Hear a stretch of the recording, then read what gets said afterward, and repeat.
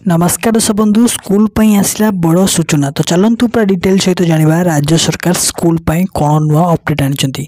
तापूर्व मुझे कही रखी कि जदि आपने आमर ये चैनल टी नुआ निश्चित भाव में ये चैनल टी गोटे लाइक गोटे शेयर गोटे सब्सक्राइब करने को भूलें ना।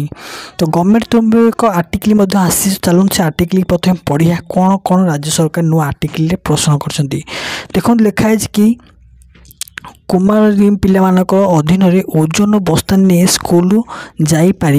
एथिपाई 2019 मसीह विद्यालय और गणशिक्षा विभाग तरफ निर्देशनामा जारी कर भी यही नियम उल्लंघन होउची। छात्र छात्री अधिक ओजन बस्तानी धरी स्कूल जाउथबा बेले शिक्षक और दिगरे आदौ ध्यान देउना जहां नहीं बारंबार अभियोग दाखल होउची। 2024 रे जड़े यही शिकार अधिकारी तो राज्य सरकार कहते कि जेकोसी पिला जेकोसी समय अधिक बस्तानी आनी ये तो से राज्य सरकार कहते जो दिन जो सब्जेक्ट होती से सब्जेक्ट से बही केवल आसो ता द्वारा गोटे केवल खाता आसो कौन अजथा आसो ना। तो देखु आउ एक गवर्नमेंट तरफ आर्टिकल आसी आर्टिकल कौन लिखाई देखो लिखाई कि सरकारी सहायता प्राप्त और घरोई विद्यालय रे यही नियम मानने को बाध्यतामूलक से माने कि पदक्षेप नेले ताहा 3 जन दिनिकिया कमिटी जन और समस्त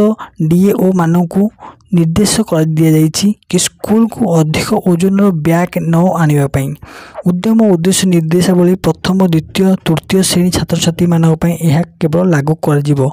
तो छोट पिलामानकर राज्य सरकार कहते छोट पिलामानकर जेकोसी क्षेत्र में छोट कम कम बहीपत्र नहीं जावाई जहाद्वारा कि से माने आराम जापरें आउ पाठ पढ़ी आसीपर। यह नहीं बहुत बड़ा अपडेट आसी। तो आउ एक बहुत बड़ा अपडेट आगू आसवाक जाऊँगी मुझे जनइबी यही वीडियो माध्यम। तो आज वीडियो एट हो जय जगन्नाथ।